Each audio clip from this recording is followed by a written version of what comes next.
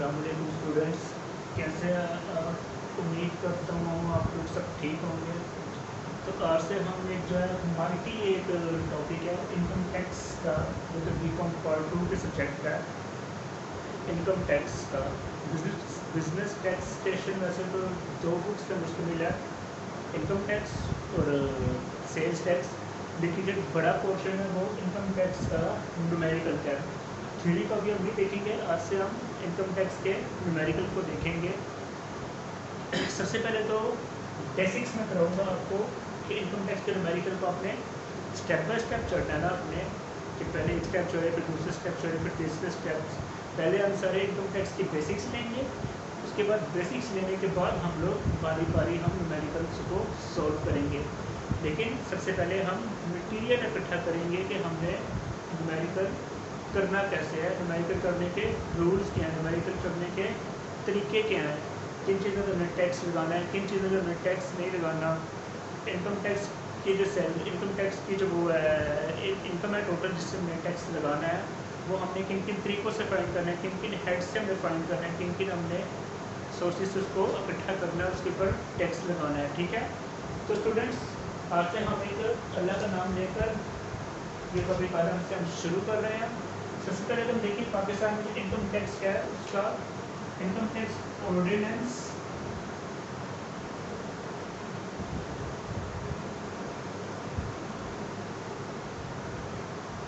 2001।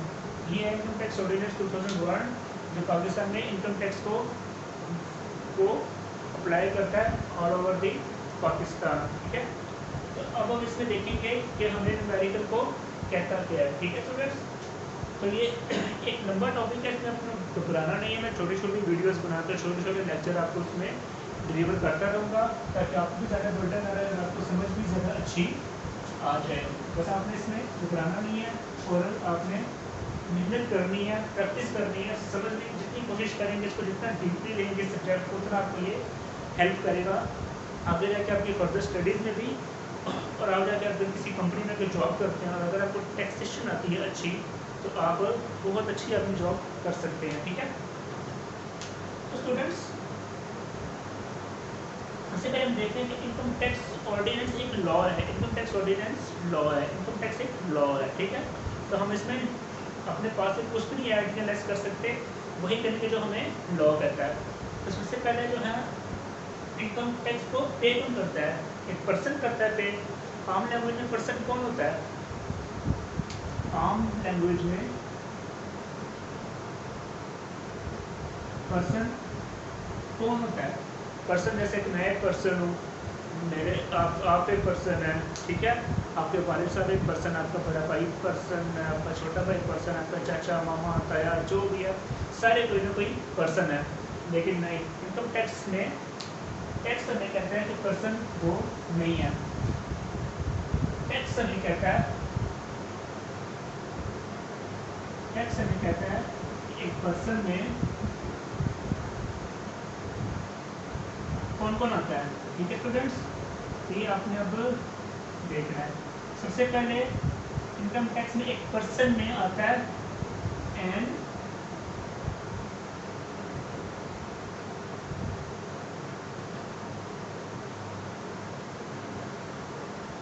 Individual, number 2 पर a company,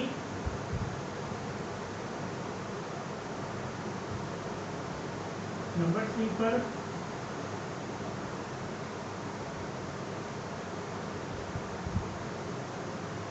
associate of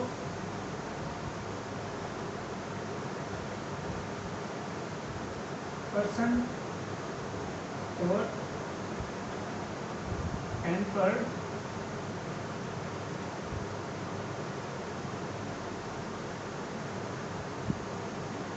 tax हमें कहता है कि पर्सन में ये चीज़ ये लोग आते हैं। इंडिविजुअल एक कोई भी आदमी, मैं आप एक इंडिविजुअल है, आप एक इंडिविजुअल है। ठीक है, आप कंपनी, अब बीकॉम पार्ट 2 में आप आगे आईकॉम भी करके आए हैं, बीकॉम पार्ट 1 भी करके हैं, आपको पता है कि कंपनी क्या होती है। कंपनी के दो टाइप्स हैं, कितने भी टाइप्स हैं, बड़ी कंपनी, प्राइवेट कंपनी, मुदारबा, मुशारका, जितनी भी हैं वो सारी इस कैटेगरी में आती हैं। ठीक है, वो आप बेहतर जानते हैं मुझसे। ठीक है, उसके बाद एसोसिएशन ऑफ पर्सन, जब आप जब क्वेश्चन कहेंगे तो आपको पता लगेगा कि एसोसिएशन ऑफ पर्सन क्या होता है। फ्रंट पे गवर्नमेंट, मतलब टैक्स की जुबान में इन जो पर्सन है वो ये 4 लोग हैं, ठीक है स्टूडेंट्स। ये आपने देख लिया, इसको अपनी किसी नोट्स पे या कॉपी पे उतार लीजिए, ठीक है स्टूडेंट्स। उसके बाद हम देखते हैं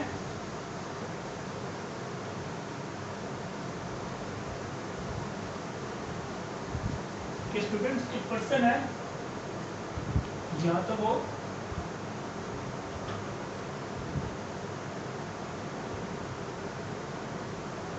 रेजिडेंट है और यहाँ वो नॉन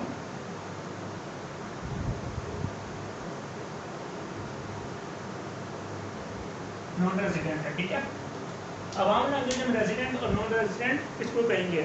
आम लैंग्वेज तो हम किसको ये कहेंगे ना कि सर जो पाकिस्तान में रह रहा है वो पाकिस्तान का रेजिडेंट है, जो पाकिस्तान में नहीं रह रहा है वो पाकिस्तान का नॉन रेजिडेंट नहीं है, वो नॉन रेजिडेंट है। अच्छा, ये मैं बात कर रहा हूँ अदर देन सिटीजन कर रहा हूँ। टैक्स की जुबान में रेजिडेंट का मतलब ये, रेजिडेंट और नॉन रेजिडेंट का मतलब ये नहीं है कि वो पाकिस्तान में रह रहा है या पाकिस्तान से बाहर रह रहा है, ठीक है, या वो पाकिस्तानी है या पाकिस्तान से भी नहीं है, ठीक है।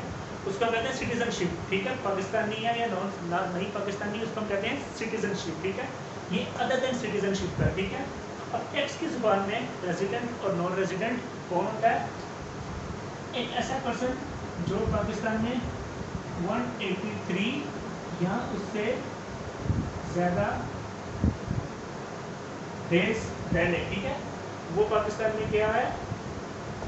रेजिडेंट है, ठीक है। और कोई भी ऐसा दिन, ऐसा शख्स जो 183 से कम डेज पाकिस्तान में रह ले, उसको हम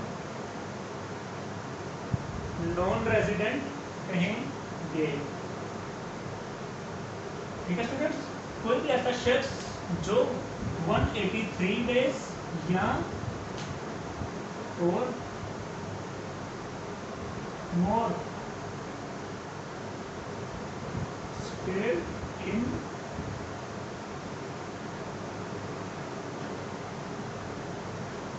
पाकिस्तान, या कोई ऐसा शख्स जो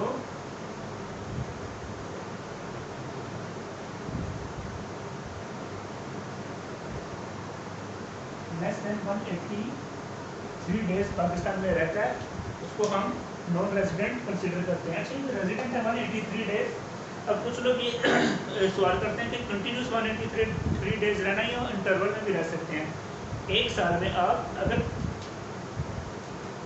183 डेज पाकिस्तान में रहते हैं, इंटरवल में भी, मतलब जनवरी में आया कुछ दिन रह गया, फरवरी में आया कुछ दिन रह गया, मार्च अप्रैल में, ऐसे डिफरेंट इंटरवल में भी अगर वो एक टैक्स ईयर में 183 डेज पाकिस्तान में रहता है, तो वो पाकिस्तान के लिए क्या है? रेजिडेंट कंसीडर होगा। उसको रेजिडेंट के रेट्स लगेंगे, इस पर नॉन रेजिडेंट के रेट्स मिलेंगे। एक मिनट जरा स्टूडेंट्स।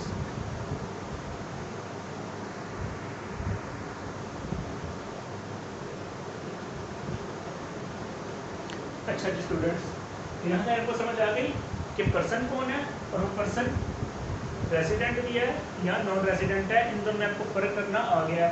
और टैक्स के अभी तक आपने क्या सीखा कि पर्सन कौन है, नंबर 2 कि वो रेजिडेंट है या नॉन रेजिडेंट है। अब ये रेजिडेंट इंडिविजुअल भी हो सकता है, रेजिडेंट कंपनी भी हो सकती है, रेजिडेंट एओपी भी हो सकता है। एसोसिएटेड पर्सन को हम शॉर्ट टर्म में एओपी कहते हैं, ठीक है। यहाँ तो वो रेजिडेंट गवर्नमेंट भी हो सकती है, वो एक अलग टॉपिक है, वो यहाँ पे नहीं आएगा। उसके बाद वो एक नॉन रेजिडेंट पर्सन भी हो सकता है, नॉन रेजिडेंट कंपनी भी हो सकती है, नॉन रेजिडेंट एओपी भी हो सकता है। अभी तक हमने ये देख लिया कि कंपनी पर्सन कौन है और रेजिडेंट या नॉन रेजिडेंट है या नहीं है। उसके बाद हम देखते हैं कि अब एक इंडिविजुअल है,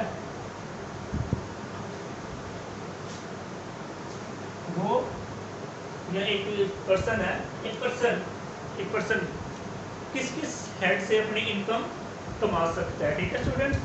मतलब हम ये देखेंगे कि एक पर्सन है, हाँ वो इंडिविजुअल है, हाँ वो कंपनी है, हाँ वो एओपी है, वो किस किस सोर्सेज से इनकम कमाती है, वो सोर्सेज होते हैं। लेकिन टैक्स ने हमें 5 सोर्सेज या 5 हेड ऑफ इनकम दिए हुए हैं, जिनमें से वो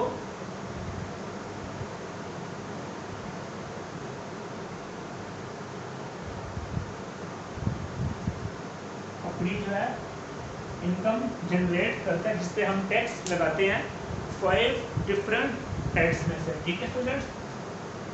वो 5 हेड ये हैं, ठीक है student. Income from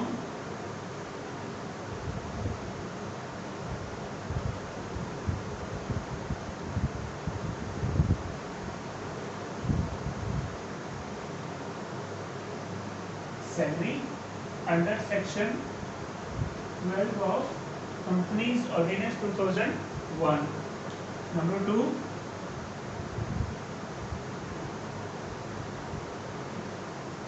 income from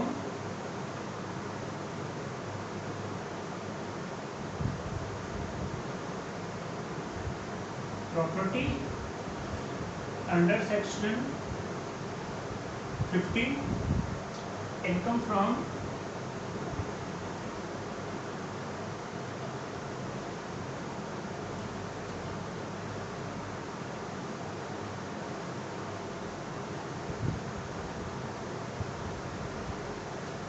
business under section 18. Number 4, income from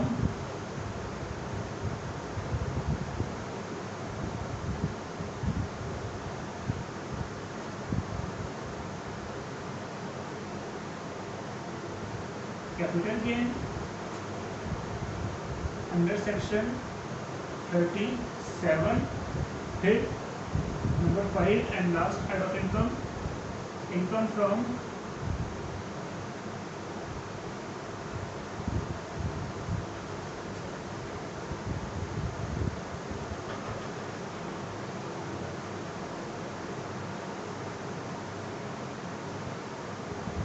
other sources.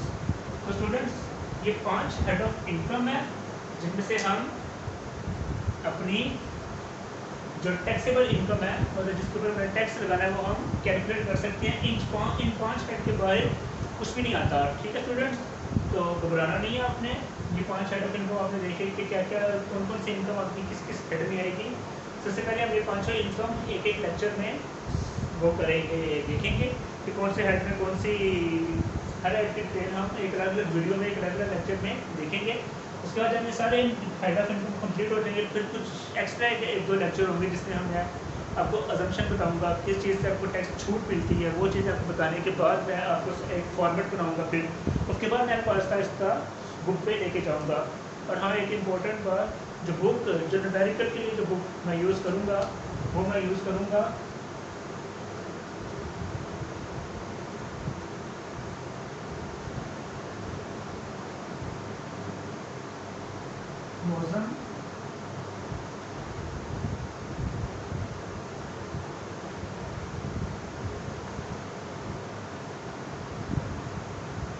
मौसम मुगल की बुक आपने लेनी है, लेटेस्ट, ठीक है स्टूडेंट्स। इस बुक का आपने अरेंज करके रखना है, लेटेस्ट बुक का मौसम मुगल की, ठीक है। तो उसमें से हम इंशाल्लाह न्यूमेरिकल करके करेंगे। अच्छा, इसका जो इंटरसेक्शन है वो है 39, ठीक है स्टूडेंट्स। ये 5वां हेड ऑफ इनकम हम पहले बारी बारी वो करेंगे, डिटेल में डिस्कस करेंगे। उसके बाद हम न्यूमेरिकल शुरू करेंगे। मतलब आहिस्ता आहिस्ता ये होगा, एकदम होने वाली कोई चीज़ नहीं है टैक्स में, ठीक है। तो आज की वीडियो में हमने 3 चीज़ें देखी हैं, सीखी हैं कि आप एक पर्सन में कौन कौन आता है टैक्स की लैंग्वेज में, उसके बाद वो रेजिडेंट है या नॉन रेजिडेंट है, और वो जो पर्सन है वो इनकम किस किस हेड से जनरेट कर सकता है, ठीक है स्टूडेंट्स। अच्छा अब एक चीज़ पर्सन है कि एक पर्सन होता है वो सैलरीड पर्सन होता है, ठीक है। एक पर्सन सैलरीड पर्सन कब कमाएगा, जब उसकी ये 5 हेड की जो इनकम है, ठीक है, ये 5 हेड की इनकम हम कैलकुलेट करते हैं और जो सैलरी इनकम है वो उसका 75% है। मतलब कि इफ कि अगर किसी की सैलरी इनकम 75% है टोटल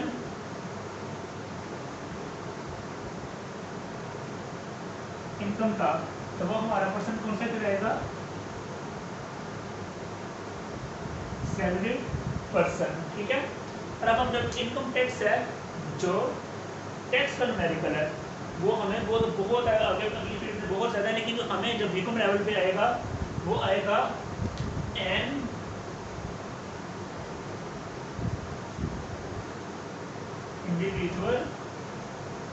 इंडिविजुअल मतलब पर्सन में इंडिविजुअल रेजिडेंट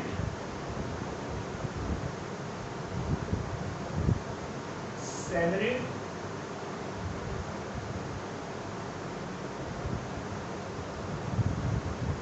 पर्सन का